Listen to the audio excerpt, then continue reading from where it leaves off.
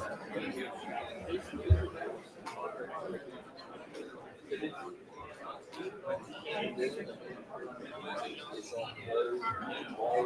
morning.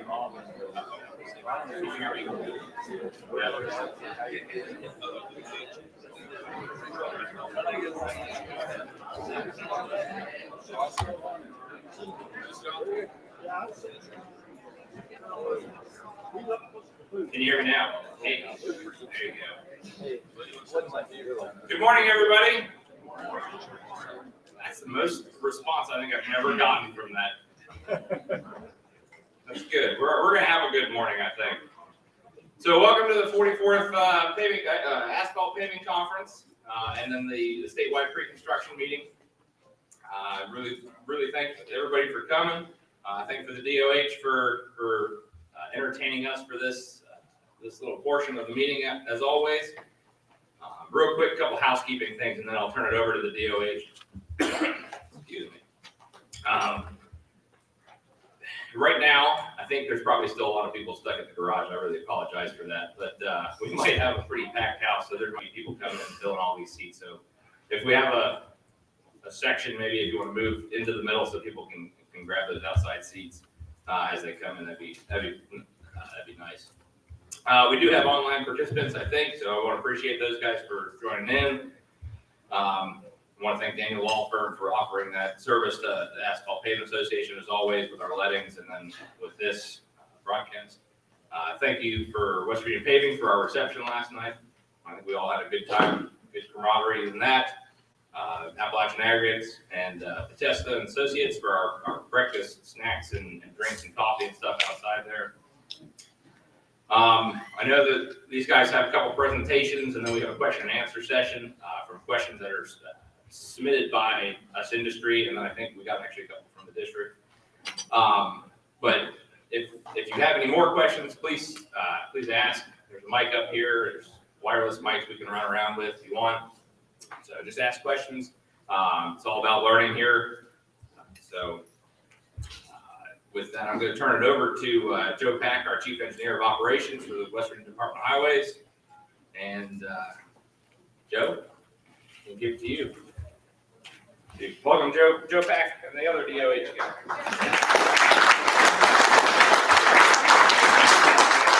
guy. I'll be short and sweet this morning because you'll hear me talk during the entire question and answer period. And some of the issues I was going to talk about were part of the question, so I'll just wait till then to address that. I do want to welcome you all on behalf of the Secretary who was not able to be here today, and talk about the fact that what we've done in the past few years has been very impactful to our state that we live in, and the extra work that we've done with our federal aid paving, the extra work that we've been able to do with transfers from our general revenue to do purchase order paving out in the districts has made a dramatic impact in our state, and particularly with the Division of Highways. Just in the last 2 years, the amount of patching necessary by our forces statewide has dropped from 83,000 tons to around 65,000 tons.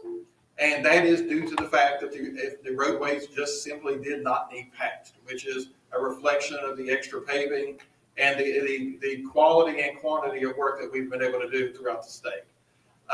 We look forward to another good year. We have made a lot of changes internally to try to facilitate projects, for instance, for the late projects coming to the industry during the early parts of the fall and early parts of the winter, so that you have an idea of what we're doing in the next calendar year, and that you're not seeing a lot of projects let with federal monies attached to it in May and June. And that has been an effort that's been made by our design engineers in our districts. And we're really putting a focus on having our work done at the appropriate time frames. When we try to explain to people why we have to cut canopy during a certain part of the year, and that we need to put a strong focus on that, and how when the patching needs to happen in the early parts of the spring and summer by Memorial Day, as the Secretary decrees every year, that there are reasons beyond just our interests of how we want the work to be done. It is what the public expects, And we are making always adjustments based on the data we receive back from our own operations and from our partners such as the asphalt industry, so that we can put the best product we can out on the roadways. With that being said, I have a couple other topics, but I'll save those for the question and answer period. And we'll dive straight into our first presentation. And our first presentation is going to be given by Sean Smith with our contract administration group. Sean?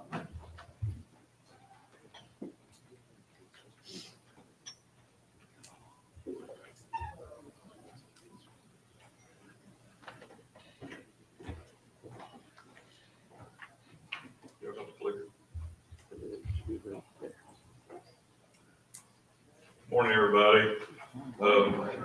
Sean Smith, Contract Administration Division. Where to get my stuff loaded up here. All right, so I'll get started. I don't want to take a lot of time, because I know time is precious.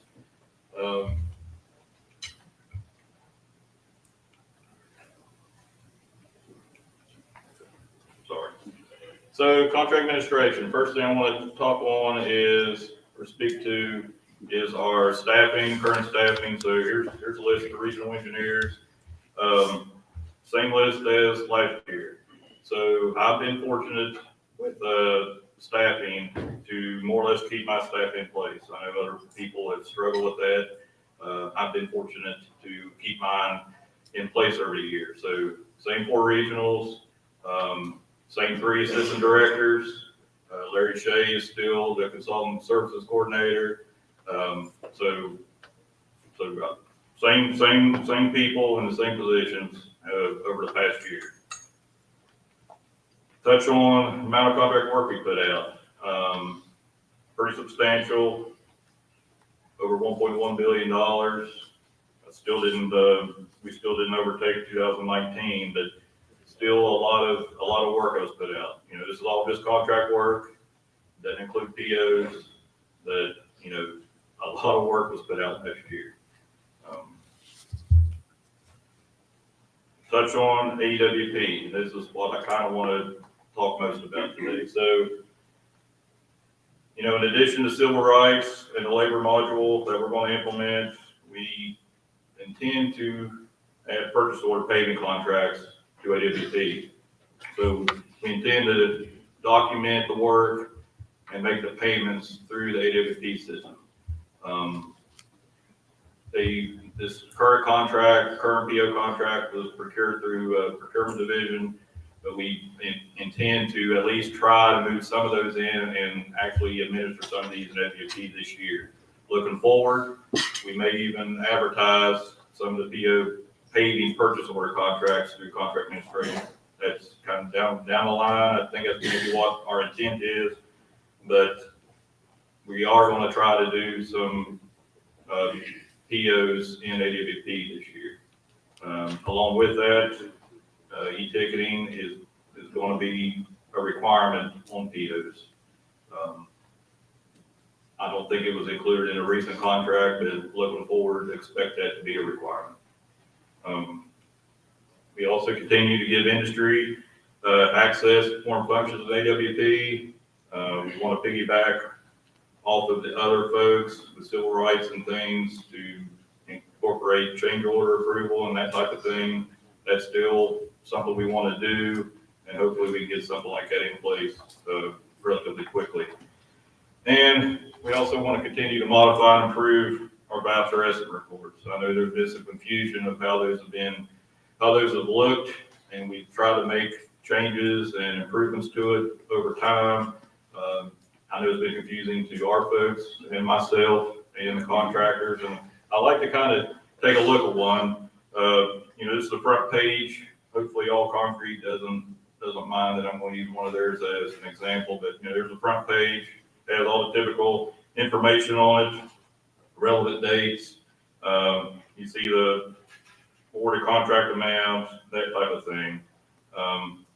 What I want to get into, though, is how our material credits and material withholding due to material documentation, material requirements are documented on these. So here's the front page. You can see you got different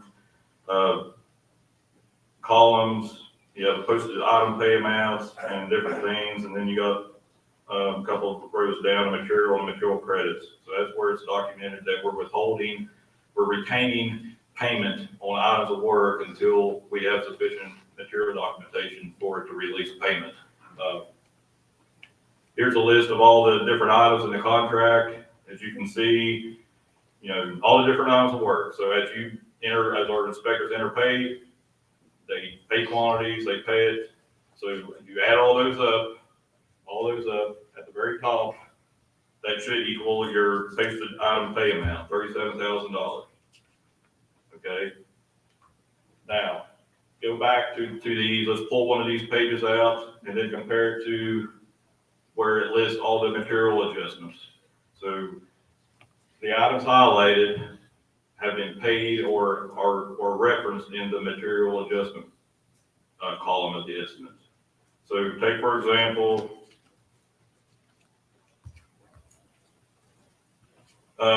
Class H concrete. I don't know if you can see that. I think it's item 3 or 0250. 330. I'm sorry. If you go across there, you'll notice that there was nothing paid on this estimate that's been previously paid.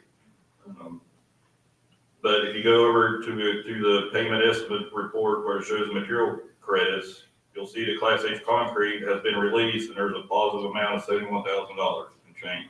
So that means that material documentation has been received, we've entered it, and it has released payment on this estimate for something that they previously placed and paid for. So that's where that's referenced. Now, if you look at the Class K concrete item, you can see that we paid that. They installed so many cubic yards of concrete. But if you go down over to the material adjustment column, you'll see that has been withheld. There's a negative amount to it. So that means the material requirements aren't met. The system recognizes that as backed that back off. And in essence, it's retained that amount. So it will pay it on a future estimate once those material requirements are met.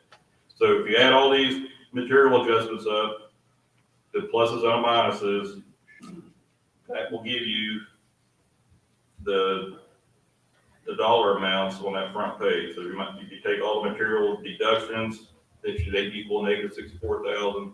If you take all the positives, where it's paying it back, that will equal $224,000. So we made some improvements. I know these things have been difficult to decipher sometimes. We try to improve it. I hope this makes somewhat sense. If you still have questions about it, let me know. Because I've tried to explain this to our state auditors and they still don't seem to grasp it. So I'm hoping that's somewhat better of a way for us to depict what's going on with these. Going on with adjustments, I've sent this memorandum out to the districts back in November. We've had issues with state auditors rejecting payment due to certain things. And one of the things that they have rejected payment for is other adjustments. So us trying to make payments as an other adjustments that we can't reference where we are allowed to do that in the contract. And one of the things we routinely would do this with would be paying back LDs to a contractor while a time extension change order was in a process. So we wanted to go ahead and give the contractor back their LDs that they were assessed. We are no longer, or we were told that we can't be doing this, and the auditors refused to process these payments. So this is kind of the language. I'm sure it may have filtered down to some people, but I guess the biggest thing is don't pay back LDs on an estimate without approved time extension change order process. It will hold up this payment and it will hold up any future payments to a contract. So I don't know if there's any questions about that. That's all I have. Thanks for having me. Any questions?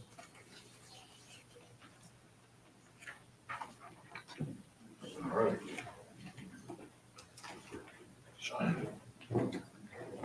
Okay, up next is our director of our MCS&T division, otherwise known as our materials lab, Mr. Ron Stanovich.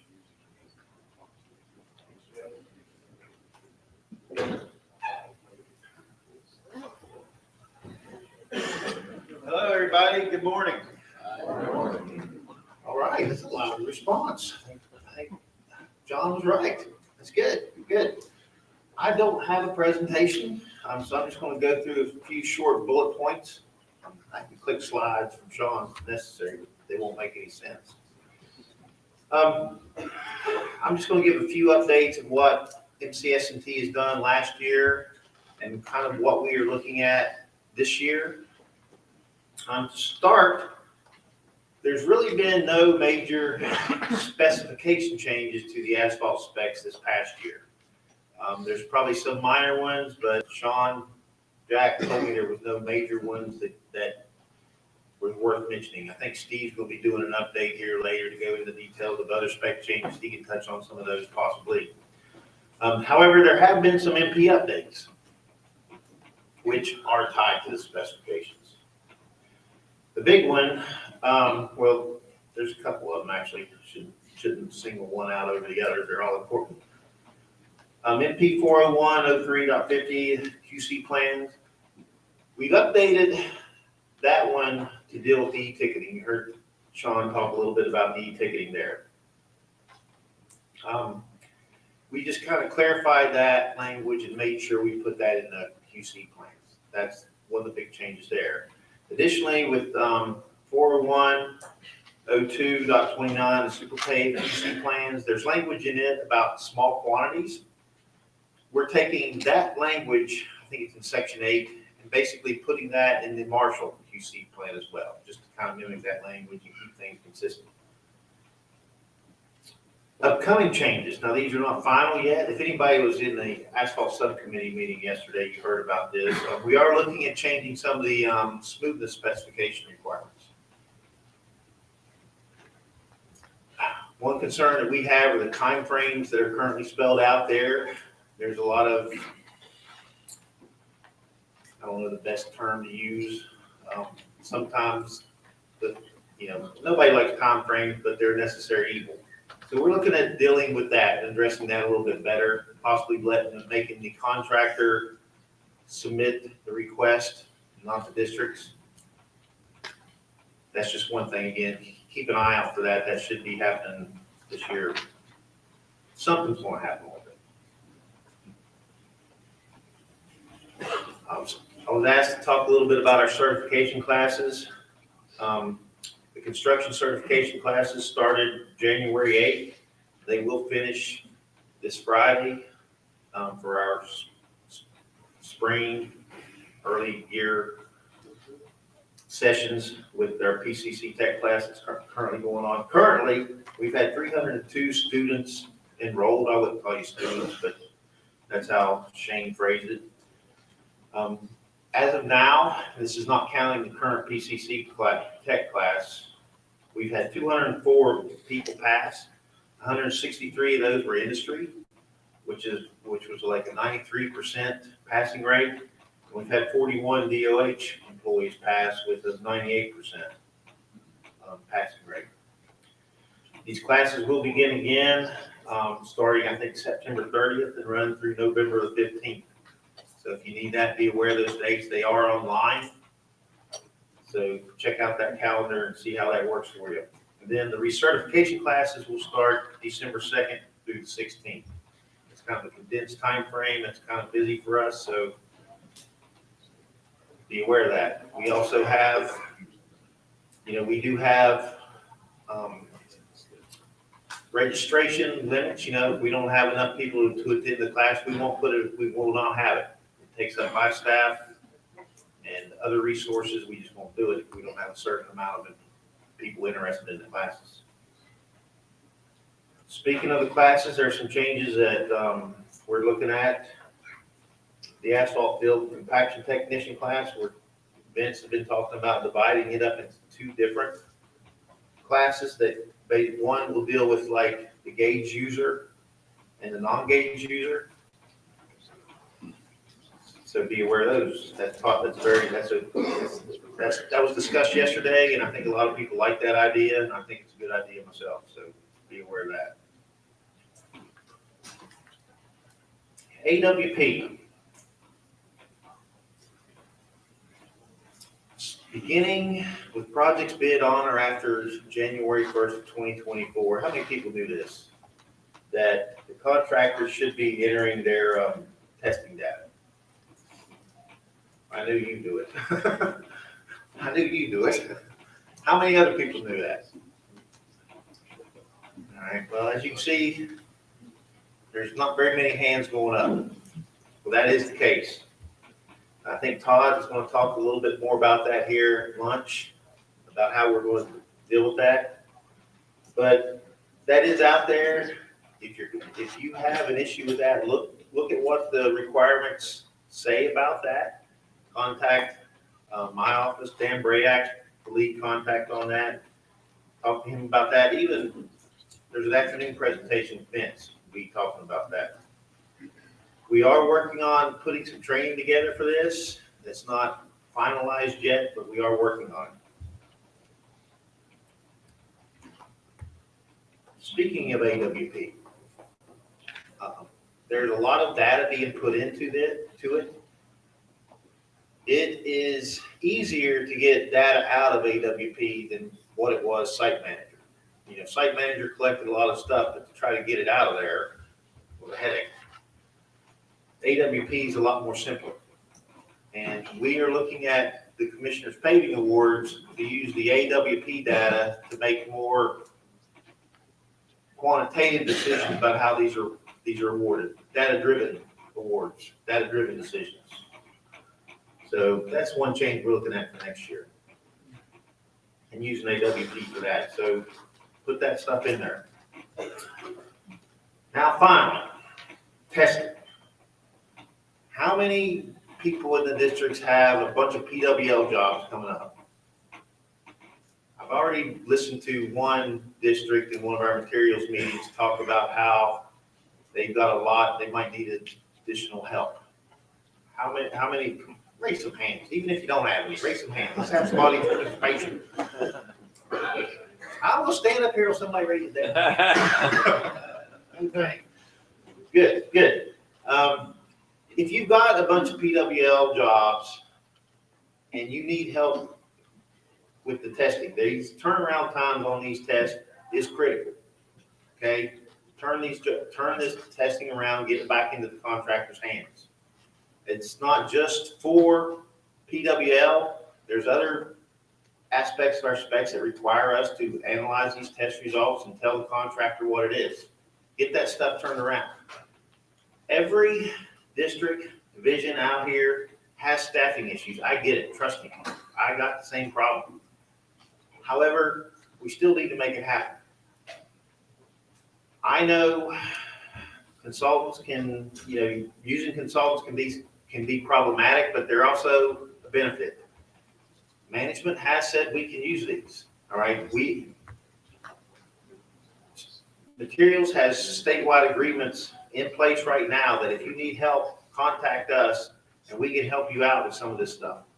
Don't wait till the last minute to contact us. Now is the time to start analyzing what your workload is and getting things in place to deal with it. And when I say getting things in place, contacting other districts, they might be able to help, or contacting us.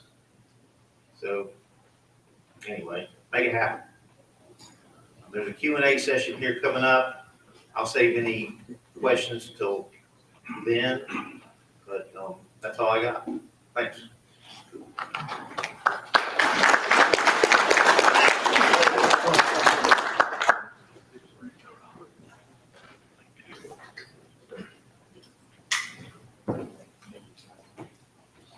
Okay, next we have the director of our traffic division, Ed Whitmore.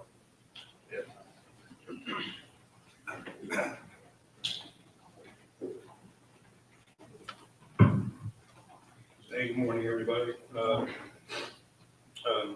Appreciate the opportunity to come down here today, talk to y'all for a little bit. Being with the traffic division, Of course, yeah, I felt like it would probably be a good opportunity, to talk a little bit about, work zone safety. Safety in general, like for all the highway users, it's a major, priority, like for our division, what we do. And, of course, work zone safety, falls into that. We're just going to get a little bit of an update on some different things that we're working on, trying to progress forward that are relevant, work zones. Of course, we're, constantly always looking, for ways to do that. Something right now that's going through the spec committee, some of y'all might be familiar with, is the digital work zone speed trailers. You've seen those in other states, they're highly conspicuous compared to the normal work zone signs we use now for flashing lights. And they also provide the ability to vary the work zone speed limit as needed. In certain situations, when appropriate. If you're familiar with the METCD and, setting speed limits and work zone speed limits, one of the key concepts is that drivers tend to drive at the speed that they perceive to be safe and, appropriate. And the whole idea with being able to vary that speed under the appropriate times is trying to match the speed limit. We're asking drivers to drive, with their perceptions, and what they feel was reasonable, at that time. So hopefully you have more people complying with the speed limit we have in place, and you have less variability in the speed, which would be an issue, if you have that. Another thing is lighting. Of course, lighting has been known for a long time, roadway lighting, to be a excellent safety tool, reducing crashes. Working on developing standards and getting them in place for standardizing the use of work zone lighting, roadway lighting in work zones at key locations or critical decision points such as crossovers and medians. There's a number of other concepts and ideas that have been identified that we're currently looking at and looking to possibly experiment with. One thing that's kind of being led by our materials division actually is experimenting with orange work zone pavement markings. When we use those, that's probably going to get a lot of attention and create a lot of buzz. There's been, I think, 4 or 5 other states at this point that have done some experimentation with those, and they've been shown to show some very good positive results in regards to conspicuity and visibility of the pavement markings. In addition to that, looking at some different concepts on merging traffic whenever you have closed lanes leading into a work zone. One of the biggest concerns we have a lot of times in busy areas and shutting down lanes, of course, is congestion and the backups. Those backups can create some serious issues and, times some catastrophic, crashes, rear-end type crashes. There's other concepts out there that people have tried and had success with where you're merging traffic, down to one lane, but you're maximizing the operational capacity of the roadway all the way up to the merging lane. So we're interested in looking at some of that stuff and maybe trying that out.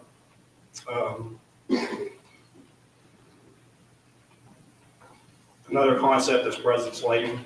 Basically, that's like temporary lighting, like portable standards, like leading into the work zone and sometimes like through the work zone. States like North Carolina have used that and continue to use that. And it's actually shown some very good benefits as far as reducing crashes in the work zone. And it actually has shown to have a significant effect on reducing the operating speeds of vehicles coming into the work zone. Sometimes 5 or more miles an hour and getting that traffic to drive a lot closer to what the work zone speed limit is posted as. Another project we've got started now and going on is a project we're working on developing standards and policies like for a number of smart work zone devices, speed monitoring equipment. Speed monitoring is something we want to make more standardized through a lot of our work zones. That way we can monitor the speeds and identify where the problem areas or problem work zones are and communicate that to law enforcement for more targeted enforcement. Queue detection backup systems to deal with the backups and give drivers advance warning to avoid, hopefully avoid like some of those significant rear-end crashes I was talking about. Travel time notifications for drivers. These are systems that monitor the speeds through work zone and will give drivers advance like notification of travel times to their destinations. Those have been shown to have a positive effect on reducing driver frustration and aggressive driving. I'm sorry, you guys, I have to use a restroom. Can I come back in and finish up, I guess? Sure. Okay.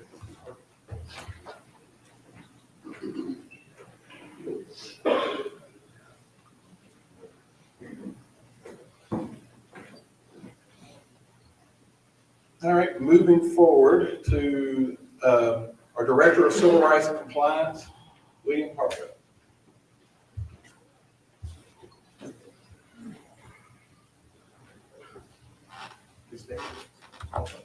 Okay, assisting William will be his Assistant Director of Civil Rights and Compliance, David Bauer.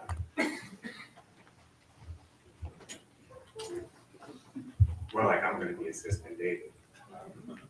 Yeah. Good morning, everyone. I just have a couple of quick things to talk about because Dave's going to need most of his time to talk about CRL.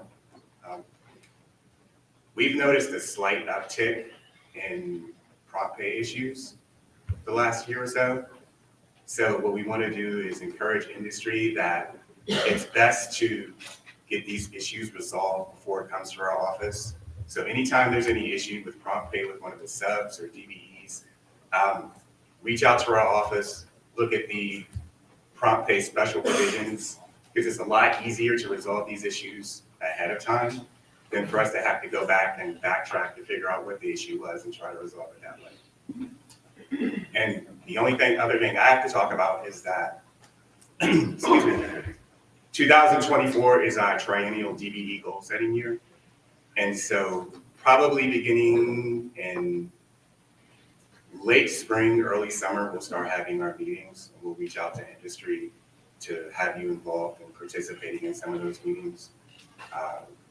Right now, we're still waiting to finalize our agreement with our DBE supportive services provider, and then once that's in place, then we'll be able to start scheduling meetings. So basically, for those that are not familiar with the process, every 3 years, we're required by federal highways to set our DBE goals, and we look at the data from the past 5 years, and then we engage with the DBEs, and then we engage with industry, and we engage with the public to solicit feedback before we submit our final draft to federal highways for them to approve. And that typically takes about a year for them to approve it. So we submit in August, and we'll hear back from federal highways probably the following summer, because there's typically some revisions that goes back and forth. We'll reach out to industry and let you guys know to coordinate when those meetings will take place, because we want your feedback and we want your participation in helping us set the goals. And I will hand off to Dave, but we'll stick around. I'll stick around if there's any questions. Dave's going to talk about one of the things that we've been working on really for the last 10 years or so, which is the implementation of the Civil Rights and Labor module for AWP. And I'll hand it off to Dave since he's our in-house Civil Rights and Labor CRL expert in our office. All right, so finally, this is the year that we will be implementing the Civil Rights and Labor module within AWP. When that happens, the good thing for you is the majority of the paperwork that you guys do for us now, all the paper payrolls, all of the paper fringe benefit forms, all the paper prompt pay forms, all that's going away. Everything will be done within AWP. The districts will no longer have payroll responsibilities. All of that will be centralized out of the Civil Rights Division. So how's CRL fit in with the AWP system? As the final link within that database, all the communication and collaboration between the modules are going to be complete. So you've got your estimation, construction, materials, pre-construction. Finally, we got civil rights and labor. So we're going to have a complete functional system. So an overview for CRL.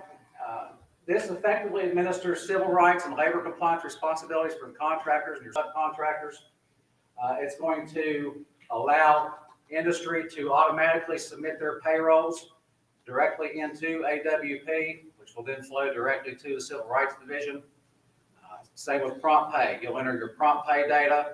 The system will process the payrolls, it'll process prompt pay, and we will check it and sign off on it.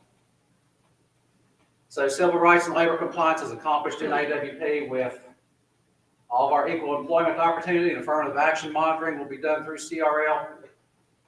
Payroll, prevailing wages, and labor compliance monitoring will be done.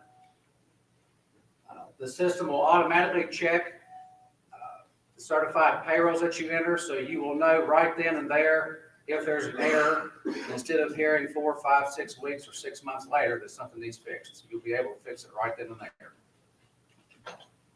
All your DBE certifications, DBE program monitoring will be handled through CRL. Prompt payment submittals and monitoring will be done through CRL. All the good faith efforts will be tracked by us through there.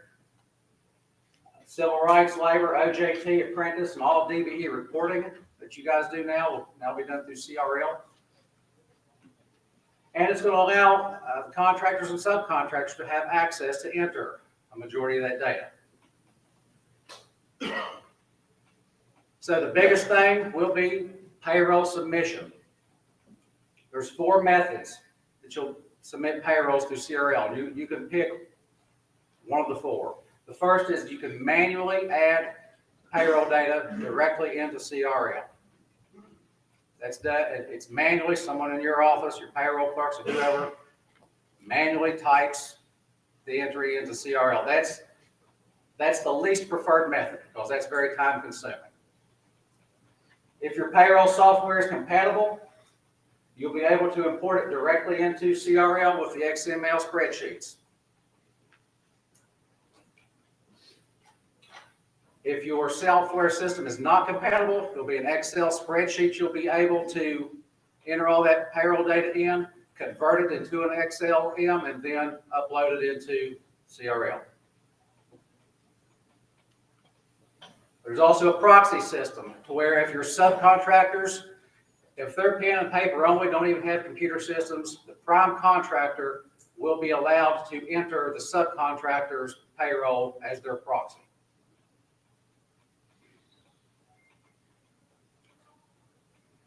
So there's payroll tools that will allow you to convert all these payrolls, enter the payrolls. As the system rolls out, we're going to be scheduling training sessions with the contractors. So we will show you exactly how to do this and where you can go to get some of these conversion tools for the payrolls. The generalized workflow, without getting all technical, I'm just going to show you the basics.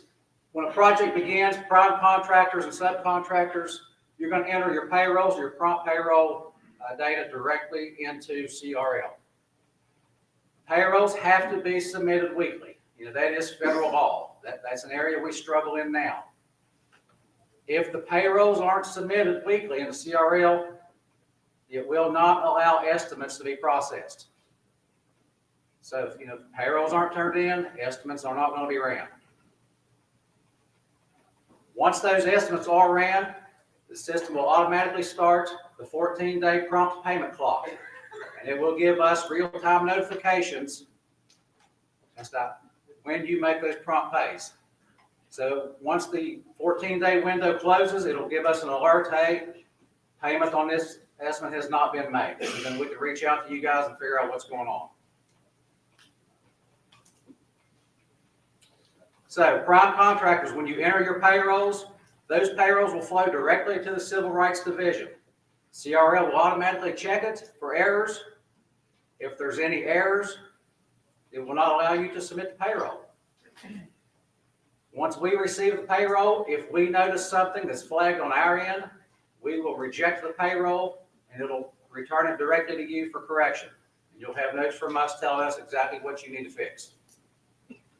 Subcontractor payrolls will flow directly to the prime contractor.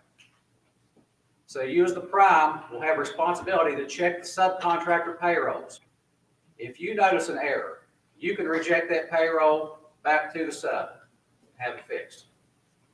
If the subcontractor payroll is good, looks good to you, you can forward that on to us at Civil Rights. If we notice a problem with it that you may have missed, we're going to reject it back to you. You'll have to reject it back to the sub. So it's like a continual circle with those payrolls. Prompt pay is going to kind of flow kind of the opposite way. Once you enter your prompt payment data that you've made a payment to a sub, that submittal goes to the subcontractor. The subcontractor reviews your submittal and they have to endorse it. So the sub will say, yes, I did receive the payment as expected. Or they'll say, yes, I received the payment, but it was not as expected. For example, if you paid them $10,000, but they were expecting $50,000, they can say, I got something, but not what I thought. Or they can say, no, I didn't get anything at all. And then once those endorsements are made by the sub, then our DVE section in the Civil Rights Division will sign off on those prompt pay submittals.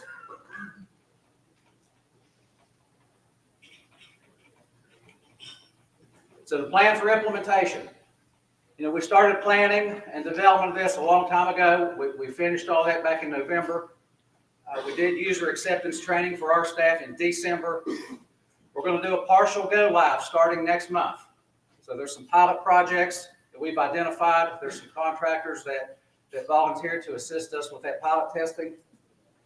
There's a 6-month window that we're going to be doing all that in. And hopefully this fall in October, we hope to go full live with CRL. So the goal is every federally funded contract let after October will be handled by CRL. Pilot projects there's 3 of them. One of them is in District 1, Montgomery to Pratt resurfacing with West Virginia Paving. The other one's in District 4, Pleasant Hill Bridge structure renovation with Triton. And District 6, US 250 Ramp 5 structure renovation with Triton. So if you're going to be involved with any of those 3 projects, you will be hearing from our office very soon to get the pilot project and the pilot testing started. Any questions on CRL? All right, thank you very much.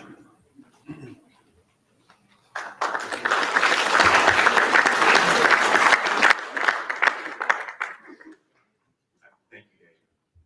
Just a couple of notes here. Like I said, this has been a long time coming.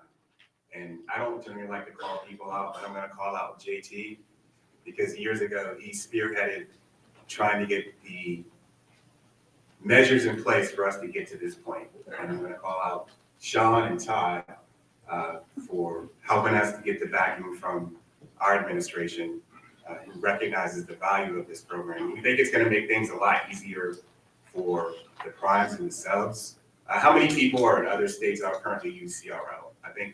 I know it's in Ohio and a couple of our neighboring states.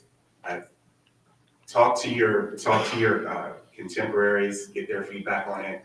We do think it's going to make things a lot easier in terms of processing data and handling transactions. And it's going to provide us with data that's necessary for us to make decisions, which is an important part, which goes along with our organizational philosophy.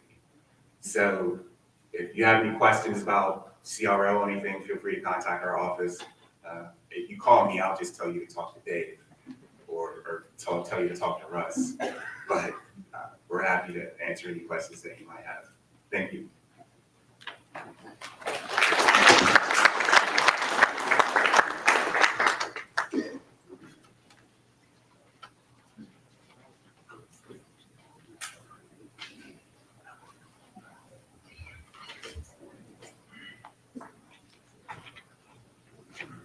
Sorry, I had to run out on y'all. I didn't hear that much talk this week, I don't know that. I was pretty close to, wrapping up, let's talk a little bit about, smart work zone devices, standards and policies we're trying to work towards getting developed on that. So, the other items on my list were, work zone intrusion, like detection systems, traffic actually goes through the channelization devices and actually gets into the work area, getting notification to the workers in the work zone. And also systems that will allow for notifications to be given actually into vehicles, to compatible vehicles, of incidents in the work zone, emergency response vehicles that are responding to a situation, or tow trucks in the work zone that are attending like the disabled vehicles, getting notifications to drivers in their vehicles in advance, if they're getting ready to encounter those things. To kind of wrap it up, with industry being here, I just want to take the opportunity just to encourage everybody to do everything that they can to maximize safety. That includes things like just make sure the proper devices are being used, make sure the devices are properly placed and maintained. Channelization devices, they have a lifespan, they get dirty, the reflectivity wears out. Just make sure those things are getting replaced, when they should be. Simple things like trying to place like CMS boards, like in show locations, if we can do that. Making sure the temporary markings are well placed and well maintained.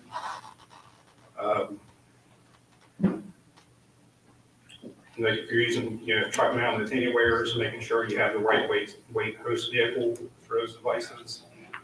Make sure you're allowing the proper roll ahead distance between the front of the vehicle and where the work area is. If they get impacted.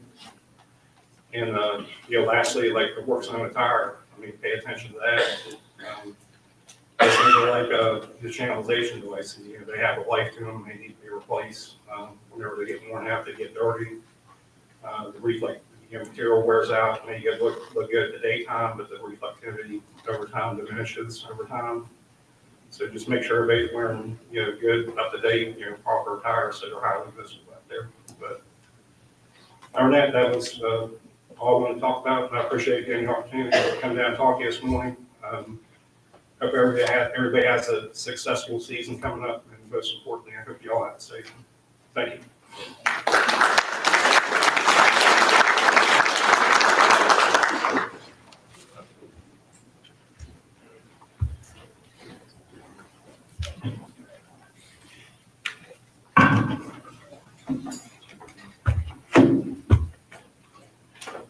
Okay, so we're going to have the questions and answers pop up on the screen. I'll read them. I've got them on my computer here, so hopefully I won't have to turn my back to you to read. But and what we'll do is I'll provide the answer. If there is a need for follow-up information, or if you just feel like that the answer wasn't didn't provide you the information that you wanted, throw your hand up. We'll get the person that provided the answer, they're in the room, and we can expand on it a little further if necessary. So the first question, and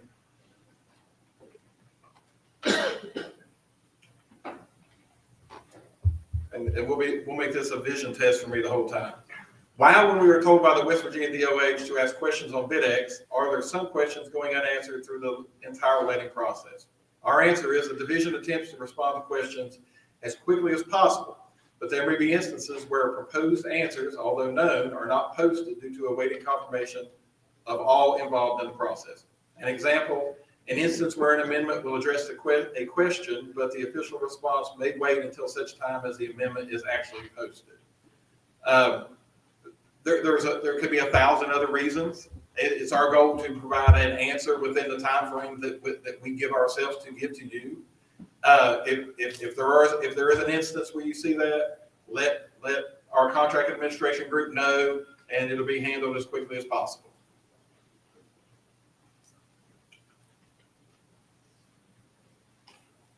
All right, we've got two on this screen. When the DOH publishes the cost of self-performing work, what type of costs are included in those numbers?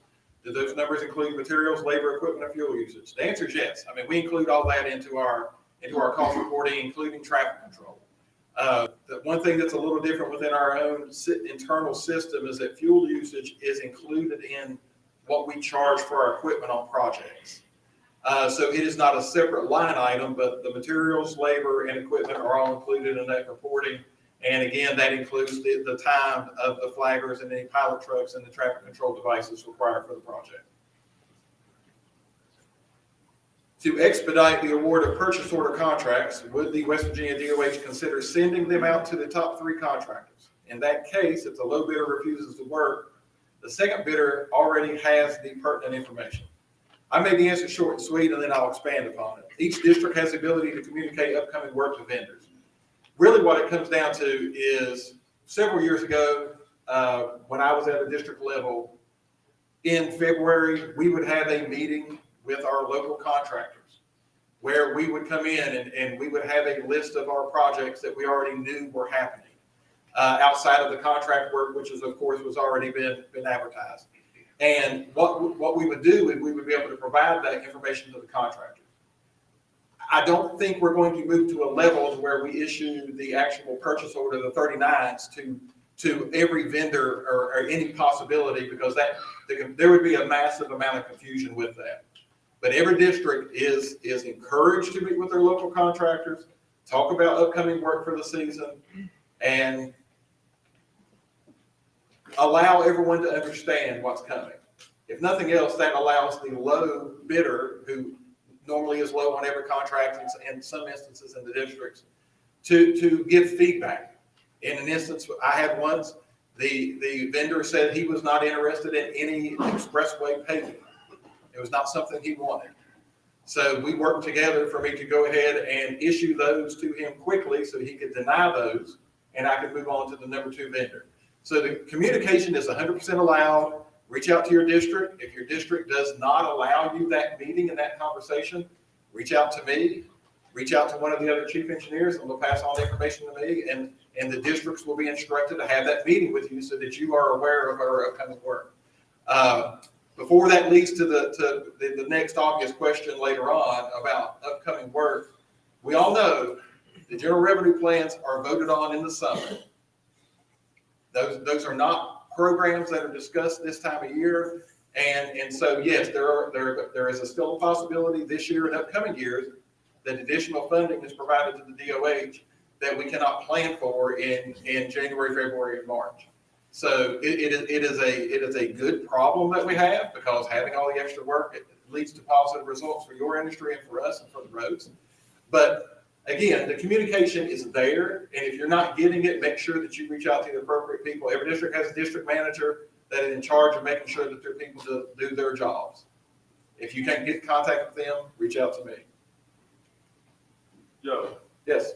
one thing on that, I do see that as a benefit to the state and the second and third vendors just being prepared to do that work. I think the first vendor can't do that work. However, another issue we're seeing is that in the past 3 years, there's been a few projects that have been awarded incorrectly due to complications in the worksheet. So having that visibility would be nice to kind of make sure everything's being done correctly. Like I said, we've had a few in our district that were awarded incorrectly, and we're talking, very large projects. Okay. Well, again, I mean, I don't know which districts you work with, but if they are not allowing you that upfront conversation with a plan of work that they have coming, by this time of year, each district has an idea of any excess annual plan funding they may have and what they may be using it for. Now that can disappear with one snowstorm. To give everybody an idea of how that works, if it snows on a Monday, our cost in that county or district or in the state goes up by 150% for the labor, equipment, and materials usage.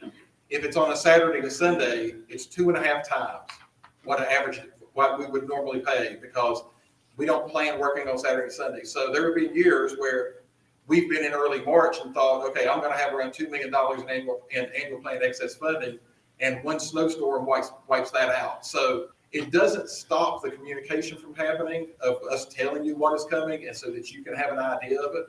And then our goal is to basically, those of you that were at Oglesby back in the fall, first thing the secretary asked everybody is, anybody need any more work?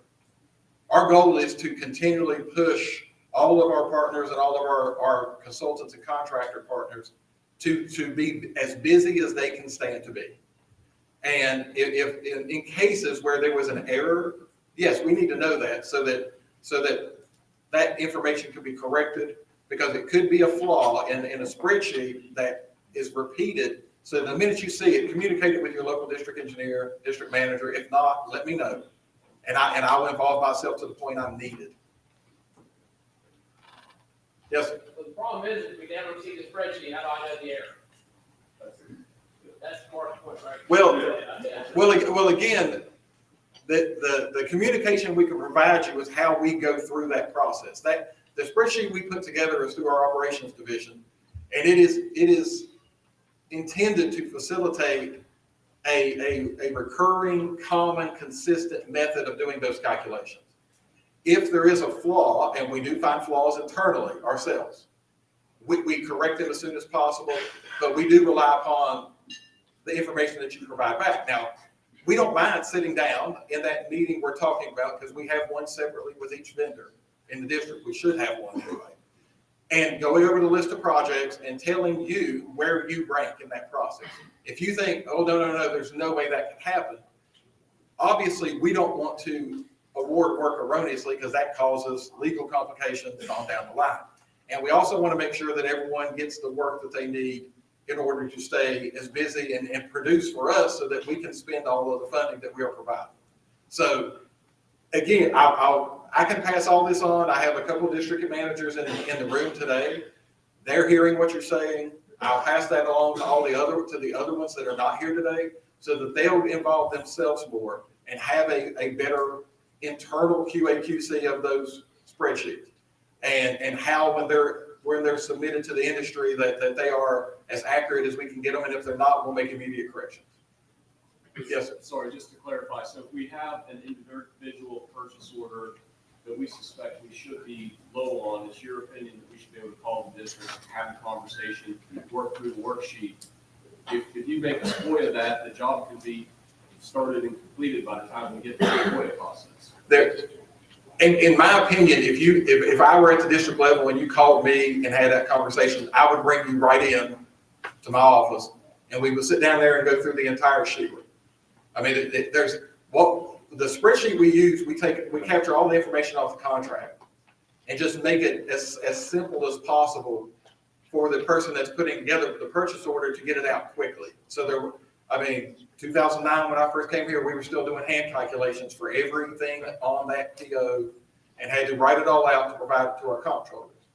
In the interest of speed and efficiency, sometimes things can happen.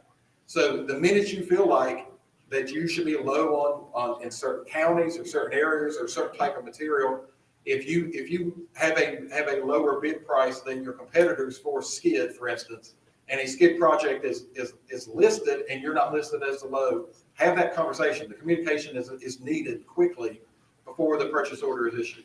And if you're not having those meetings, I need to know. Just so you know, there are, in your local district, there is some confusion with construction. Not only on asphalt laydown work, but also stone work. There is some confusion.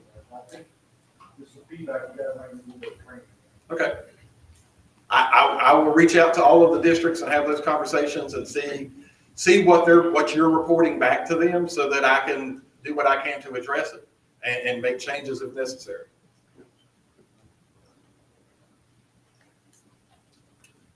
All right, moving on. Can subs be given access to AWP so they can enter information, see estimates, etc.? Subcontractors can have access to the civil rights and labor module on AWP once it is in production. This will grant a subcontractor the ability to upload their own payroll. As for voucher estimates and access to other contract information, that would be reserved for the prime contractor. the person, that the company that we have a contract with basically will have that access. Can I ask a question? Can I ask why subcontractors can't have access to see quantities and estimates?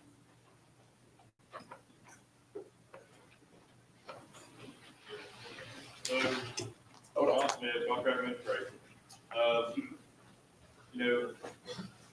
Most of our contracts, whenever we request for information, we don't feel comfortable sharing information without the prime contractor's concurrence. So if the prime is an agreement to share that information with you, that's perfectly up to them. That's fine. Now, if you're, want to inquire with the district of whether your work was paid for on the estimates, you're more than welcome to do that. They got the mechanism to look and let you know. But as far as giving copies of documents or anything like that, that is reserved for the prime contractor.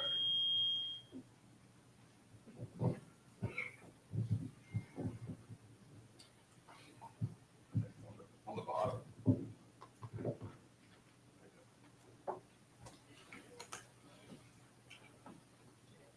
When project estimates are released to the prime contractor for a given job, can they be sent as well to any subcontractors that would fall under the estimate or be published online? Not at this time. Inquire with the district and project personnel whether items of work performed by a particular subcontractor are included on a specific voucher estimate for payment. We, the DOH, are not notified when payments are processed and the contractor is ultimately paid. With the implementation of CRL, we hope to obtain the information from OASIS and have that date of payment carry into AWP. This would allow us to accurately track and enforce prompt payment provisions.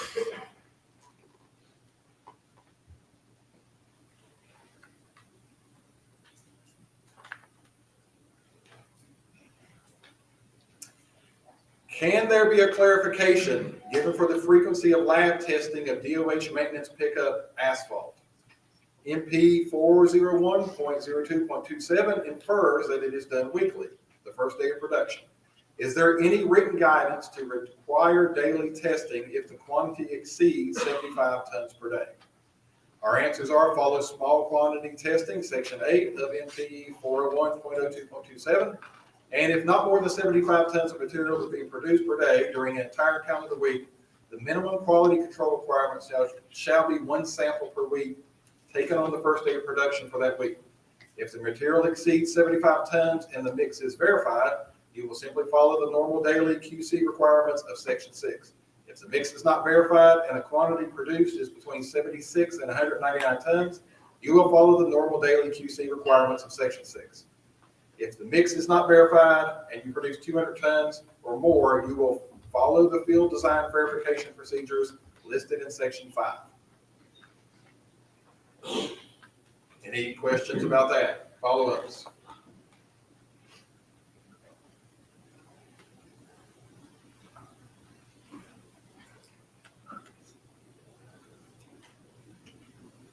Moving on.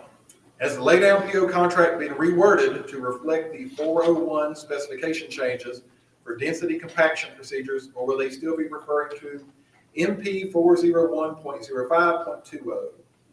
MP 401.05.20 has been deactivated. Refer to the specification revision at this website. I'm not going to read the website. If you need it, we can get you a copy of the link. Refer to section 401 of the standard specifications. Acceptance plan. Quality control at the plant and in the field shall be the responsibility of the vendor and shall meet the requirements of MP 401.03.50. Compaction quality control shall be in accordance with section 401 of the standard specifications. Acceptance testing shall be the responsibility of the West Virginia Division of Highways. Any follow-ups on that?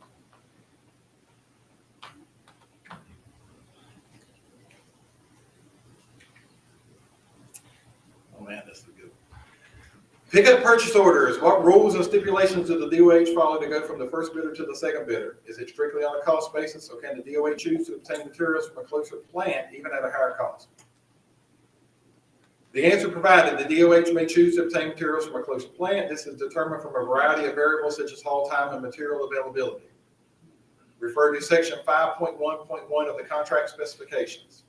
Determining low bid per project. To determine the low bid vendor for individual project, the DOH district engineer or their designee will calculate the overall total cost of the contract items required for the individual projects. A written delivery order will be issued to the vendor with the lowest overall total cost. If the low bid vendor is unable to accept the order or perform within the time frame, the DOH needs the material then another low bid vendor is determined. I don't think that's good English, but is determined and offered the order as per section 7.1 of the contract specs. Project acceptance and written verification of receipt. Upon receipt of the DOH delivery order, the vendor shall notify the DOH within 2 hours of receipt of their inability to provide the product. Otherwise, the DOH will consider the delivery order as accepted and will commence with pickup as stated on the delivery order. In the event of refusal, the DOH, at its own discretion, shall cancel the delivery order and may seek to obtain the goods or services from another low bid vendor or proceed with an emergency purchase from the open market.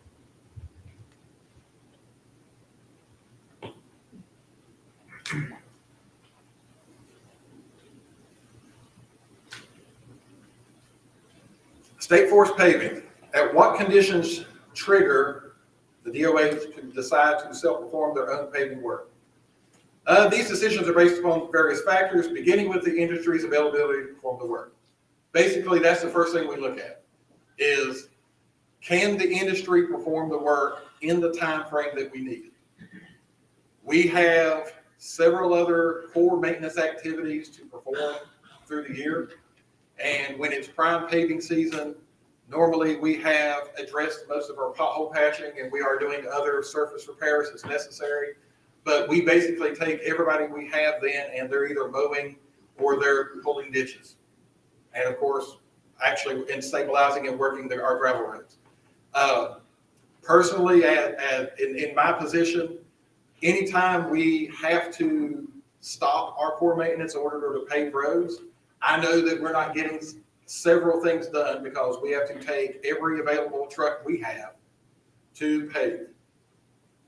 I would be fine personally if our paving is reduced to what it was years ago, where we only did projects of less than 500 tons, simply because that's when we can return our forces to doing the other items that is required of them. That's the need for contractors and consultants, is when work goes outside of our ability to perform.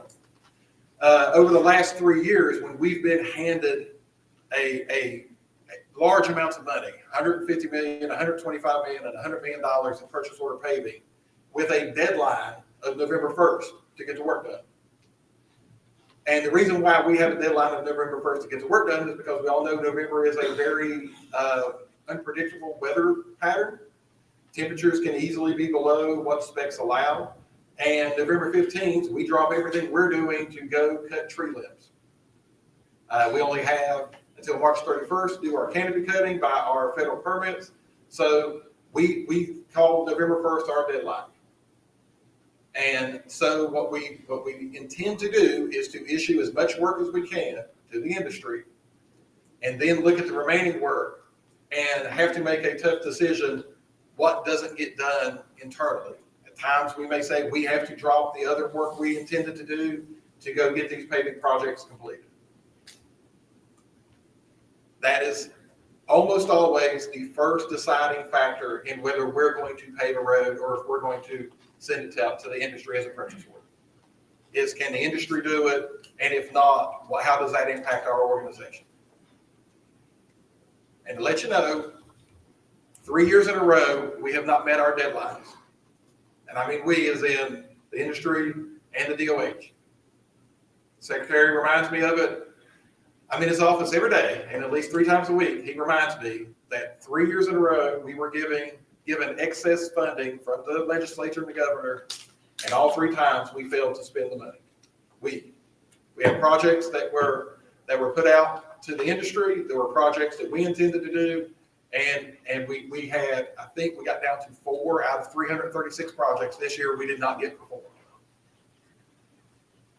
In the secretary's world, that is failure. It's pass-fail only when it comes to his grading system. Yes, sir.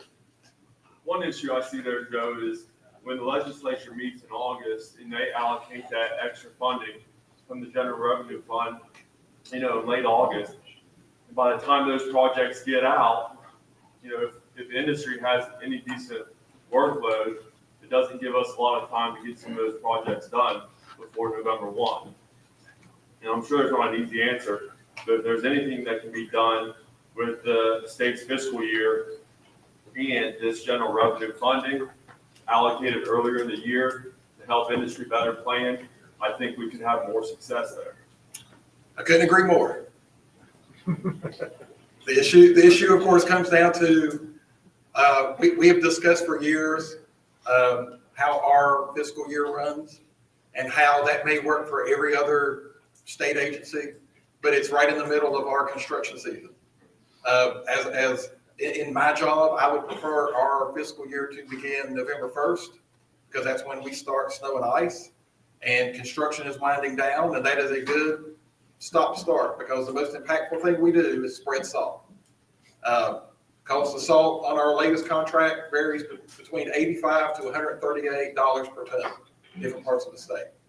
A snowstorm can impact us a lot, and it makes our planning challenging. I personally have mentioned to individual members of the legislature, it would be great if they would look at something like that during their session, their 60-day session. It's not on their agenda, and it's not in their list of priority issues to take care of during that time period. We have to kind of look at it as it's a gift, because it is a big benefit to the Division of Highways, to the state, and to your industry. And that we did have districts last year that began issuing purchase orders in June that they intended to put into this program. Now, that was the gamble we took there, is if the bill didn't pass, we were spending money that we didn't have. And we were going to have to kill other programs, whether it be piling walls or any slip repairs or large drainage projects. And we did have districts that took the gamble that said, we have to get these projects out in June. It's the best time of the year to pave is June, July, and August. So we do take that gamble and that risk. And there were members of the legislature that took issue with us in a committee hearing that we had issued the work before they had given us the authority to do so. And of course, the secretary explained to them that every day is around $1 million worth of paving in this state, every day. And if it doesn't happen, that's $1 million of paving opportunity that doesn't happen later in the fall. We communicate that. However, all of those parameters are completely outside of our ability to control.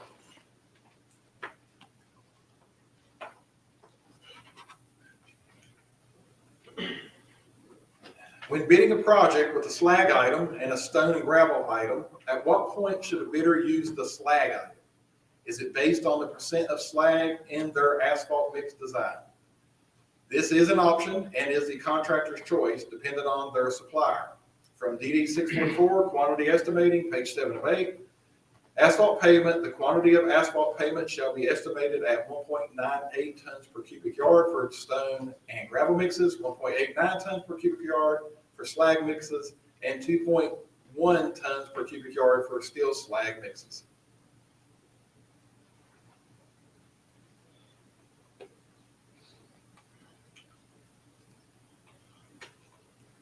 There have been a number of projects that have been led this past year that have required the use of skid aggregate where traffic conditions do not warrant its use.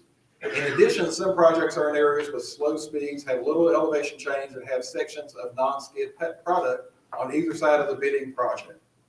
Why is the DOH utilizing a more expensive product on these jobs when it does not seem warranted?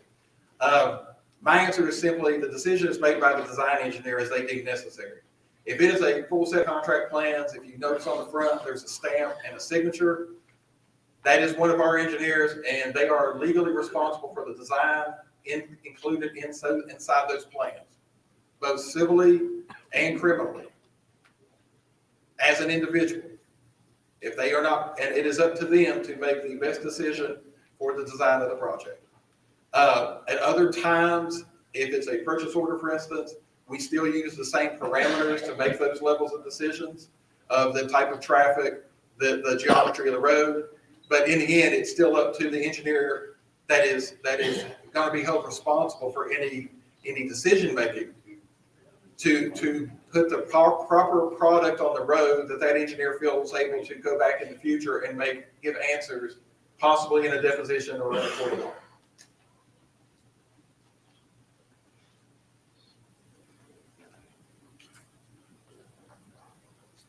Why are some paving projects being let with DBE goals in excess of 14%? There are limited amounts of DBE participating activities on paving projects with limited numbers of DBE participants in those activities. This has the potential of creating delays and possibly increased costs. Answers: DBE goals reflect the feasibility of attainment in conjunction with the above mentioned reasons. For many projects, DBEs can theoretically perform 18% to over 32% of the work items. However, goals are narrowly tailored to ensure that DBEs can perform and that we are not unduly burdening non-DBE firms who might perform these work items. The current DBE utilization plan is approved until FHWA evaluates the results of our 2024 goal setting process, and we expect that the following winter of this year. As usual, industry will be invited to participate when we begin the next goal setting cycle.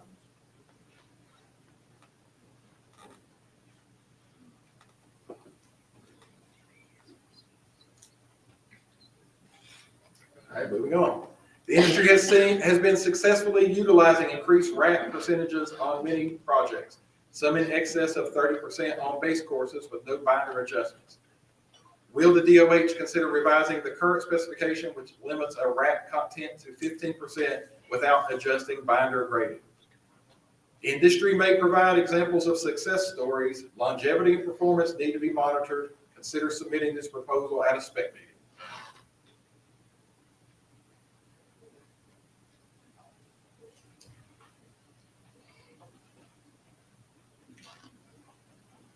What is the percent utilization of the recycled material that the DOH districts have been capturing from purchase order projects, and what are the districts using it for? The answer is below, and the answer is we use this for various functions: roadway shoulder stabilization, backfill. We've actually began taking the material and putting it through a small grinder type attachment on an excavator and using it for surface treating the roadways. So basically, we recycle the material back out onto the roadway where we deem it appropriate.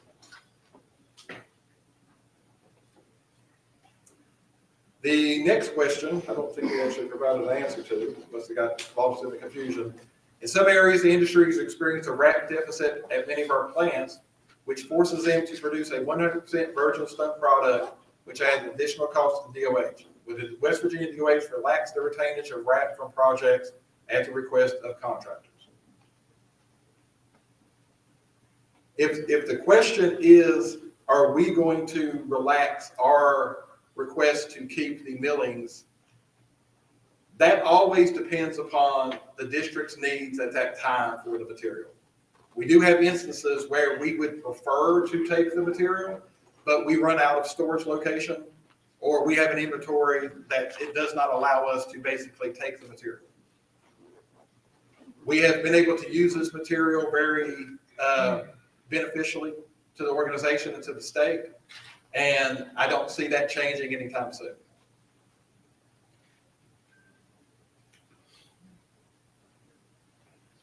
Has the DOH had success with their implementation of e-ticketing? Have they been working in the field? Is the DOH happy with it? Do we see any upcoming changes regarding these specifications? At the APA's fall conference, it was mentioned that other products may soon be using e-tickets. Could you expand on that? The DOH is happy with the rollout of e-ticketing. We have had complications and issues along the way, but we've been able to work through them as they occur. We don't anticipate any changes to the specifications, although we continue to revisit what information we need or want on the tickets. We are currently exploring expanding e-tickets to other products like precast concrete items, pipe, and reinforcing steel.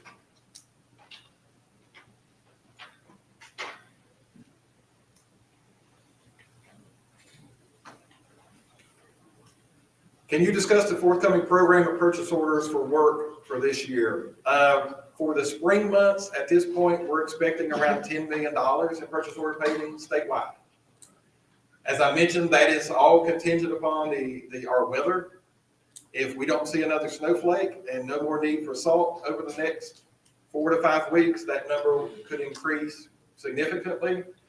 If we have a March where we have multiple snowstorms, it could easily evaporate that. As I mentioned earlier, a snowstorm could actually cost us easily in excess of $10 million for one storm in funding that we already had planned to use for other items.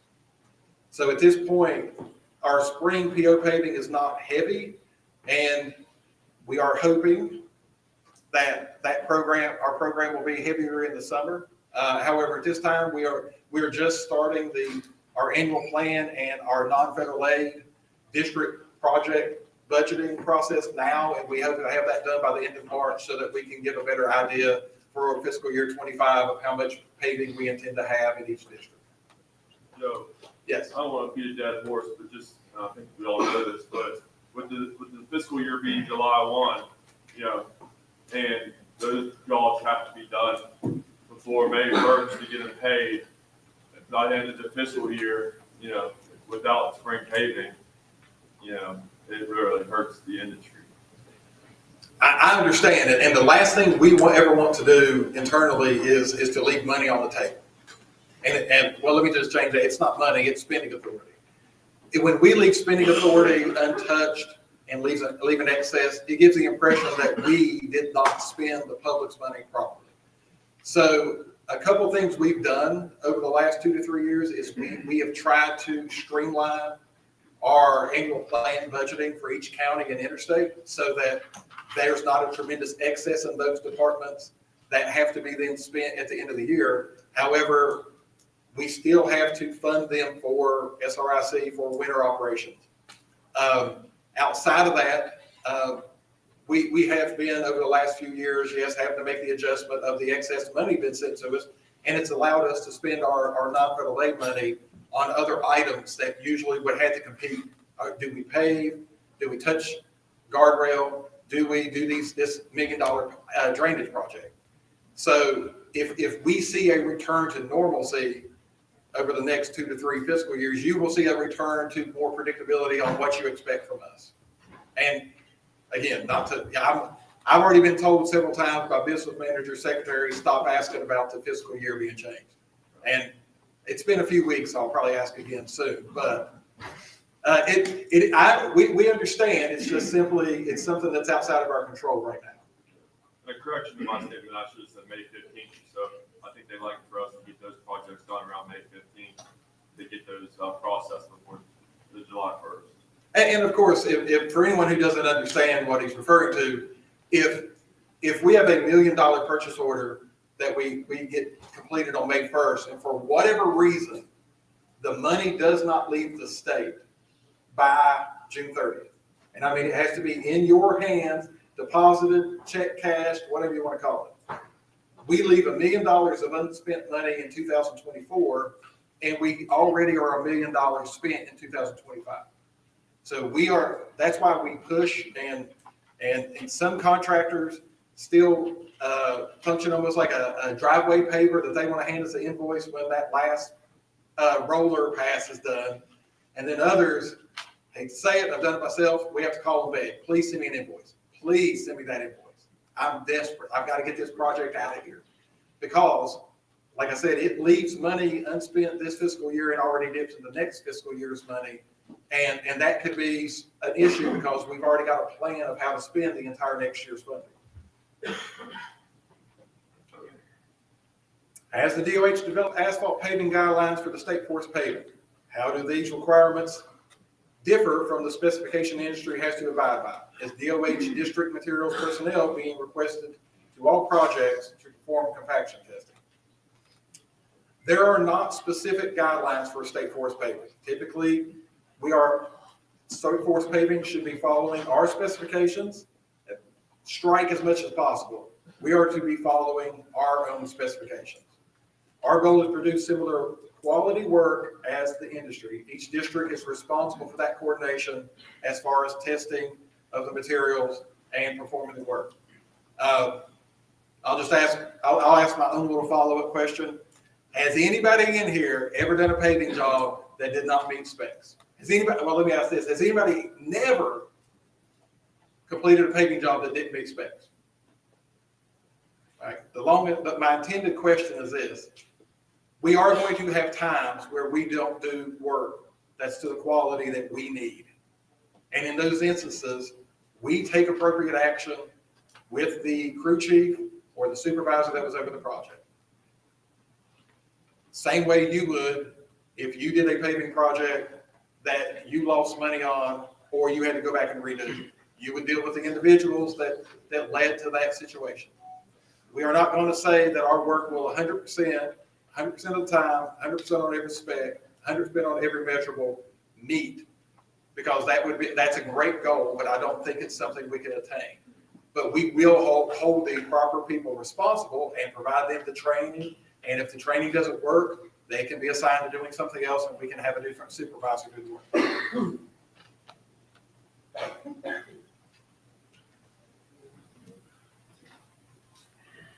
There have been talks about PWL projects coming out this year which require the use of VRAM on the centerline joint. How will this affect the joint density pavement structure on the project? Would this result in a waiver of all penalties at the joint? If a PWL project with VRAM is awarded, joint penalties will not be assessed. Any follow-ups to that question? Bond strength is still an issue facing industry. Industry members have tried multiple methods and materials to achieve the level of bond required by the specification, but in some cases, still come up short. Are we certain that the specification is achievable in all situations and the 100 PSA threshold is applicable in West Virginia? Industry concerns were brought to the Joint Asphalt Subcommittee. An assessment of past projects, test results, variables, and any associated distresses is currently underway. It would be premature to come to any conclusion prior to the evaluation of all data, which we expect to be completed by early spring.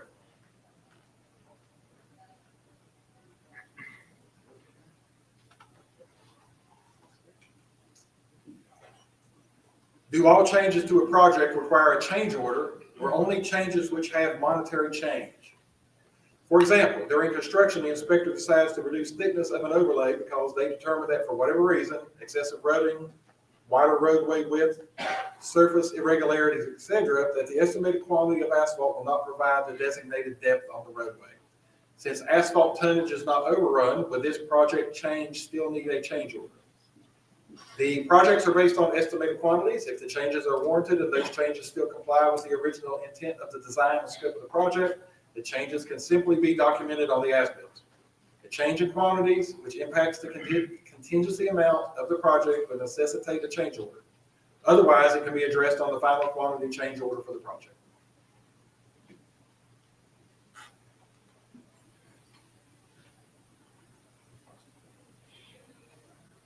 And that is our last question. So what I'll do, because it is 9:33. So we can have 12 minutes of open questions where you come up to the mic and ask your question or just yell it out, or we can go ahead and do our break.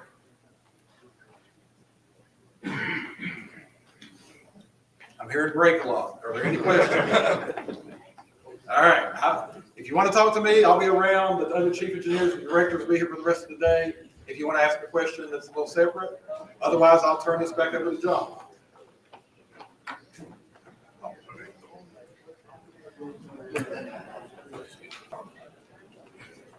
All right, so thank you, everybody. I really appreciate taking your time and doing that. We are going to take a break. It's 9:35.